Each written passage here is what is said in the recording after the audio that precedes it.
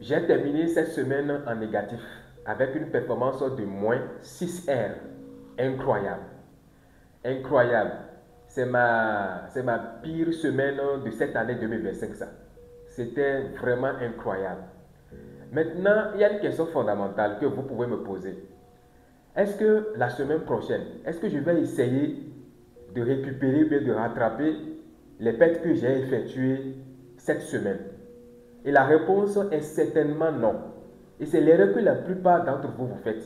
Et je vais vous expliquer. Car si vous continuez à faire ce genre d'erreur, vous ne pouvez pas atteindre la cohérence dans le trading. Vous ne pouvez pas atteindre la cohérence. Et c'est très très important.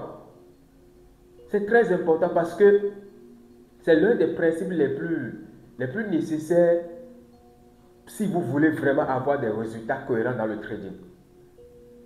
Il faut trader les semaines individuellement.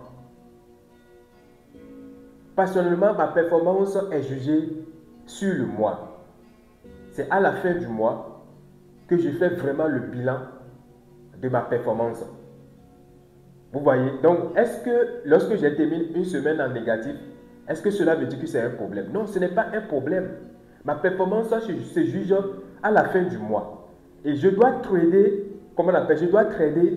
chaque semaine individuellement.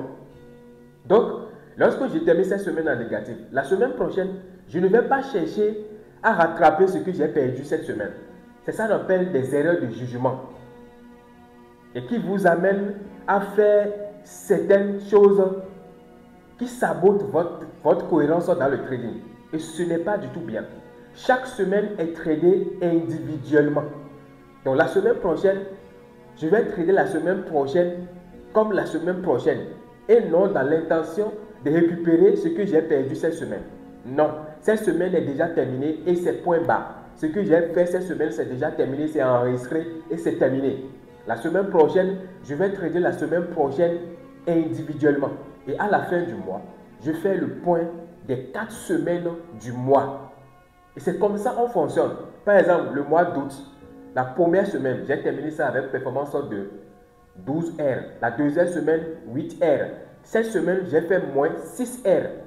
Et la quatrième semaine, la semaine prochaine maintenant, je vais trader la semaine prochaine comme la semaine prochaine. Pris isolement, pris individuellement. Et le résultat que cela fera, c'est en fonction de ça, je vais faire le point. Peut-être que je vais terminer ça en positif ou en négatif, on ne sait pas. Et c'est comme ça qu'on fait. Et quoi qu'il en soit, je vais terminer ce mois d'août en positif. Et c'est comme ça on juge sa rentabilité.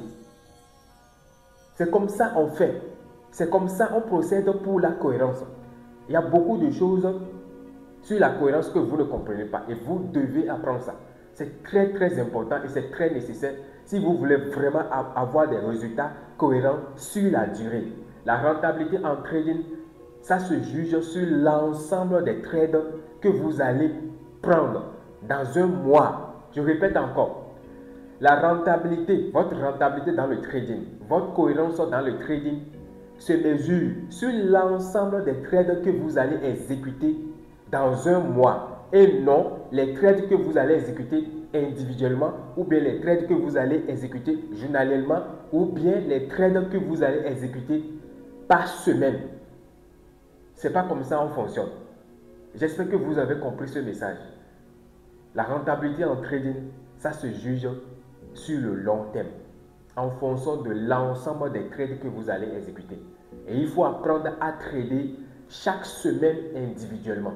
C'est très important si vous voulez faire les choses d'une certaine manière et avoir les résultats que vous voulez. Parce que c'est en fonction de ça que vous allez penser d'une certaine manière pour faire les choses d'une certaine manière. Et c'est très important. Et n'oubliez jamais, un vrai sniper ne meurt jamais. Merci.